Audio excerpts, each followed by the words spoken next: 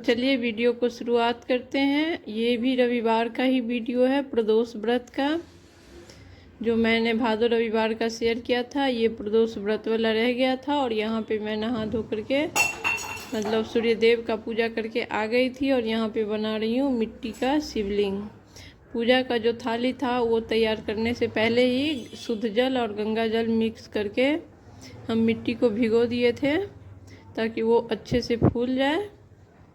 और यहाँ पे मैं शिवलिंग बना लेंगे प्रदोष व्रत के लिए। और प्रदोष व्रत में मैं मंदिर भी जाके कर सकते हैं आप, और घर पे इस तरह मिट्टी का शिवलिंग बना के भी कर सकते हैं। दोनों तरीक़ा से किया जाता है, लेकिन जो पहला आप करते हैं ना, उसी दिन आपको संकल्प करना होता है कि आप मंदिर जाके करेंगे या घर पे करेंगे। तो मैं मंदिर भी जाती हूँ, लेकिन घर पे भी करती हूँ। घर पे करने के बाद मंदिर जाती हूँ। तो उसी के लिए हम ये शिवलिंग बना रहे हैं। और देखिए ये चिकनी मिट्टी से है। चिकनी मिट्टी से बहुत ही अच्छा शिवलिंग बन जाता है। और इसमें सिर्फ शुद्ध जल और गंगा जल मिक्स किए हैं, तभी ये बहुत अच्छा बनता है, बिल्कुल भी क्रैक नहीं करता है। और देखिए ये तैयार हो चुका है शिवलिंग। अब कर लेंगे पूजा। एक चौकी लगा लिए हैं और उस पर क्रीम कलर का एक कपड़ा बिछा लेंगे। और पीछे हमने शंकर पार्वती और गणपति का फ़ोटो को रख दिया है। गणपति साथ में है, इसीलिए हम अलग से नहीं इसमें गणपति को रख रहे हैं। उस फोटो में है तो हम उन्हीं के साथ पूजा कर लेंगे। और फिर ये मिट्टी का शिवलिंग जो है प्लेट के नीचे ही हम डाल दिए बेलपत्र। और ये दीपक जलाने के लिए प्लेट में तैयारी कर रहे हैं स्वास्तिक बना करके, क्योंकि सबसे पहले हम दीपक जलाते हैं कोई भी पूजा हो। और उसके बाद करेंगे अभिषेक। जैसे भोले बाबा का अभिषेक होता है वैसे ही, इसमें कुछ अलग नहीं है। और देखिए दीपक जला लिए। दीपक का पूजा करने के बाद हम अभिषेक शुरू करेंगे। ये थोड़ा सा फूल अक्षत लेकर के उनको शिवलिंग में आमंत्रित कर लिया और फूल अक्षत उस पर रख दिए। अब पूजा कर रहे हैं, क्योंकि अभी अभी शिवलिंग बनाए हैं तो उसमें पहले से बाबा विराजमान नहीं हैं, तो आपको पहले आमंत्रित कर लेना चाहिए। और फिर यहाँ मैं जल चढ़ा रही हूँ और फिर कच्चा दूध, उसमें पंचामृत मैं एक साथ मिक्स कर दी हूँ, अलग अलग नहीं है। और 3 बार चढ़ाया जाता है जल और 3 बार पंचामृत। पहले जल, फिर पंचामृत, फिर जल, फिर पंचामृत, ऐसे करके। और फिर जो पीछे फोटो है उस पर भी हम छींटा लगा देंगे पंचामृत का भी, और जल गंगा जल जो मिक्स करके रखे थे वो भी। जो बुक है प्रदोष व्रत का, और उसमें तीनों कथा दिया हुआ है, प्रदोष, सोमवार व्रत और 16 सोमवार व्रत, तीनों एक साथ ही दिया हुआ है। तो मैं उसी से पढ़ लेती हूँ। जो प्रदोष व्रत का कथा है वो पढ़ लेती हूँ, मतलब जो पूजा कीजिए वो पढ़ लीजिए। और यहाँ पे मैं लगा रही हूँ तिलक। पीला चंदन से त्रिपुंड बनाएंगे। पीछे जो फोटो है उनमें भी लगा देंगे दोनों जगह। फिर थोड़ा सा रोली लगा देंगे और पार्वती माता को सिंदूर लगाएंगे।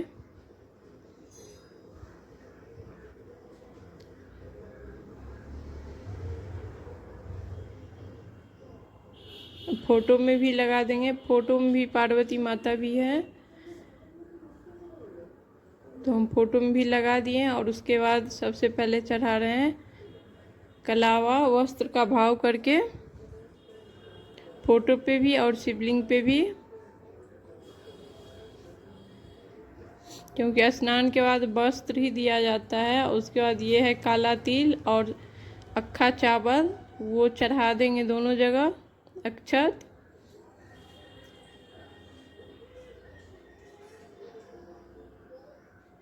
और फिर हम बेल के पत्र में पीला चंदन बीच का जो पत्ता होता है उस पे लगा करके चढ़ा रहे हैं दोनों जगह।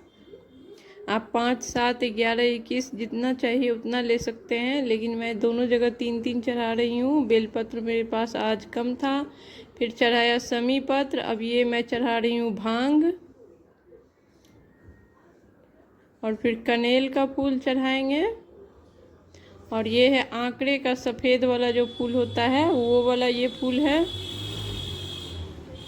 ये सब मैं घर से लाई थी व्यवस्था करके।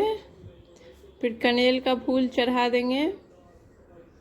और ये है अपराजिता का फूल, ये भी मैं घर से लाई थी पूजा करने के लिए।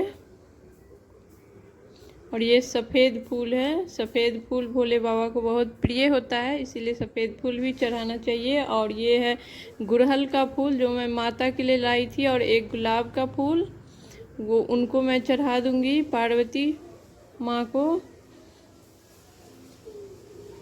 और फिर सीजनेबल फल है केला और सेब, उसका भोग लगा देंगे। और ये खीर जो हमने भादो रविवार के लिए बनाया था तो वो भी फलाहार है, और ये व्रत भी फलाहार होता है तो हम वो भी चढ़ा दिए हैं। ये धतूरे का फूल, वो चढ़ा देंगे।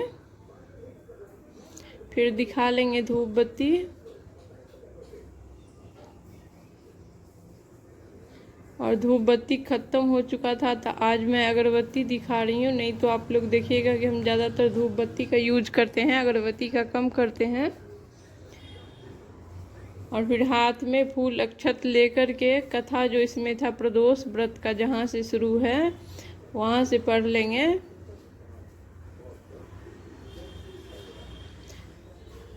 देखिए यहाँ से प्रदोष व्रत का कथा शुरू है, तो यहाँ से जहाँ तक प्रदोष व्रत का कथा समापन होगा वहाँ तक हम पढ़ लेंगे।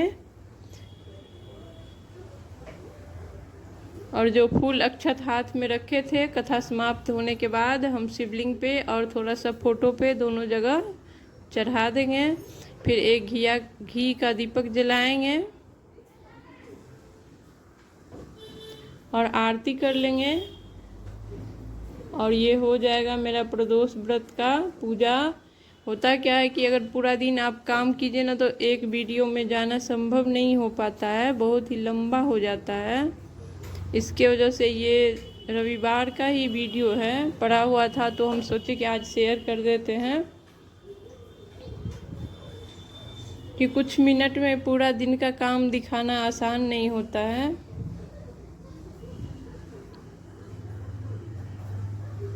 देखिए आरती हो जाएगा और पूजा समाप्त हो गया मेरा प्रदोष व्रत का।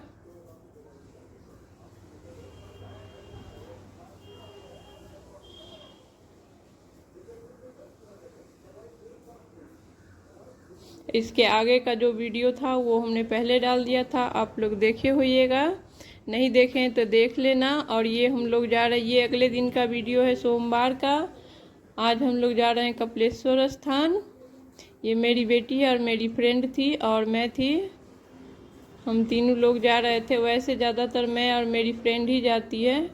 और ये देखिए कपिलेश्वर धाम का बाबा का जो शिवलिंग है उसका हम दर्शन करा रहे हैं। उधर हम बैठ कर के पूजा कर रहे हैं। यहाँ पे सोमवार को बहुत भीड़ होता है और सारा सामग्री हम लोग घर से ले कर के जाते हैं, कुछ चीज़ें वहाँ भी खरीद लेते हैं। वहाँ भी सब कुछ मिलता है, पूजा कीजिएगा तो वहाँ भी आप ले सकते हैं। और ये मेरा सोमवार को ज़्यादातर रहता है, ऐसा नहीं है कि प्रत्येक सोमवार को मैं जाती ही जाती हूँ, लेकिन होता क्या है कि हम 3-4 लोग का ग्रुप है, सब आंगनबाड़ी में ही है, सब मेरी फ्रेंड है। 3 लोग एकदम फिक्स है और सब लोग एक ही रूट पे पढ़ते हैं। सबसे पहले मैं गाड़ी पकड़ती हूँ और बस भी जो है ना वो बिल्कुल टाइम पे है, 11:30 बजे छुट्टी होता है और 11:40 में बस है। सबसे पहले हम पकड़ते हैं और उसके बाद मेरी और 2 फ्रेंड हैं, एक जो इसमें आपको दिख रही है और एक और है। तीनों लोग पकड़ते हैं और ज़्यादातर जाते हैं कपिलेश्वर और पूजा करके लौट जाते हैं फिर घर, मतलब रास्ता में ही पड़ता है, इसके वजह से। तो मैं अकेली रहती हूँ तो मैं वीडियो आप लोग को नहीं दिखा पाती हूँ, क्योंकि वीडियो नहीं बनाती हूँ। आज मेरी बेटी थी तो उसने बनाया, क्योंकि पूजा करना और वीडियो बनाना दोनों एक साथ नहीं हो पाता है और मंदिर में भीड़ भी काफ़ी होता है, इसके वजह से। लेकिन आज वो थी तो वो पहले पूजा कर लेती थी फिर वीडियो बनाती थी, इसीलिए आप लोग को दिखा पाए, दर्शन करा पाए। तो आप लोग भी दर्शन कर लीजिए कपिलेश्वर धाम का। और यहाँ पे नंदी बाबा। और देखिए हो चुका था मेरा पूजा हम तीनों का। और थोड़ी ही दूर पे यहाँ से ना लगभग 20-25 मिनट ही लगता है जाने में। और फिर हम लौट करके आ गए थे घर, और आधा खाना बना करके गए थे, क्योंकि कहीं से लौट करके आइए तो फिर खाना बनाने का मन नहीं करते रहता है। और ये चोखा बचा हुआ था, ये मैं आलू का चोखा बना रही हूँ। दाल चावल घीरा का सब्जी बना हुआ था, ये चोखा बना लेंगे तब लगा देंगे सभी के लिए खाना। और लौटते लौटते टाइम भी हो गया था, 11 बजे हम लोग निकले ही थे, 12:30 बजे लौट कर मतलब पहुँचे घर। 1.5 घंटा लग गया।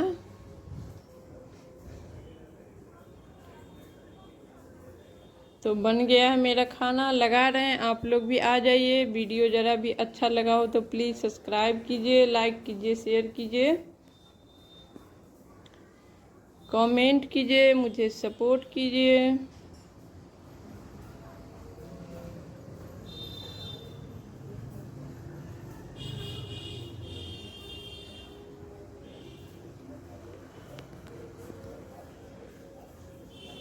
देखिए सभी के लिए एक साथ ही खाना लगा दिए हैं, लग गया है।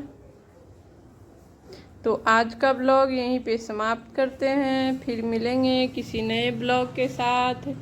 तब तक के लिए नमस्कार। प्लीज़ सब्सक्राइब करना।